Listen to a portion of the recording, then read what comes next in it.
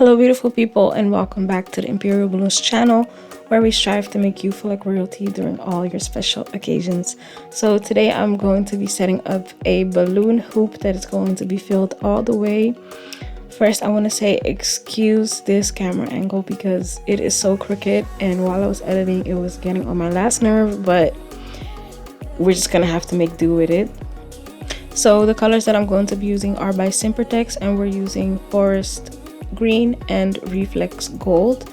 Now what I do is I make clusters of 8 balloons, and then I just start adding them to the hoop. In this case I used about 20 clusters, so that is about 160 balloons. And then when the base was done, I also started to add some fillers as well to make the bottom a little bit thicker.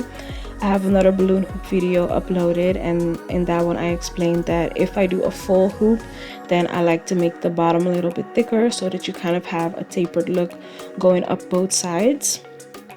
So I like to start at the bottom in the middle, and then I work on both sides. I'm not just gonna do one side first and then go to the other side. You have to work on them at the same time to avoid the frame lifting. The frames are sturdy enough, but usually it does start to lift. So as you can see here, I'm just adding a table runner under it, and then I'm putting some weights on top of it at the front and then in the back. And I'm just covering that to make it look a little bit better and that you can't really see that there's a weight under there. The theme of this birthday party was actually Rolex, so that's where the color combo came from. And then I'm also going to add some tables, some gold tables, and then the client had the number 14 that I blew up with helium.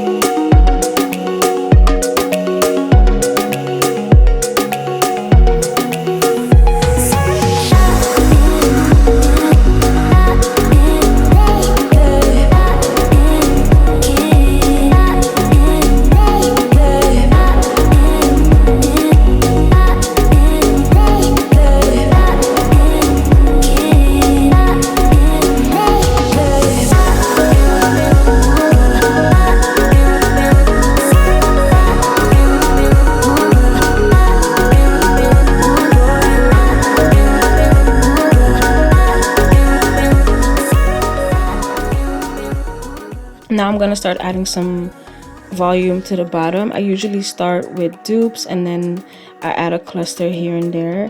I think that a little bit goes a very long way in this case. I'm not going to add too much volume because I don't want it to look disproportionate, but I also don't want it to look too basic, so that's why I only add the volume at the bottom. And then I'm going to start adding my 5-inch clusters. I keep calling them 5-inch clusters, but I blow them up to 3 inches for my clusters, and for my mini garlands the same, so I should start calling them 3-inch clusters and 3-inch mini garlands. I have a video on how I make them with the neck to neck method uploaded already, and then next Tuesday I'll be uploading the 260Q method tutorial, so stay tuned for that, or check out the video on neck to neck if you haven't already. I'm not gonna hold you guys for too long. This was a pretty basic setup. I was in and out within, I believe, like an hour, so yeah, it's not really much to say about this. But if you guys have any questions, definitely feel free to leave them in the comment section below. I still have the capacity to answer all of you, so I will definitely do that. And yeah, let me know what you think about this setup. Leave a comment or a like, or share this video with a friend. And you can find me on all social media platforms at imperialballoons.ac. Thank you guys again for watching, and I will see you in the next video. Bye.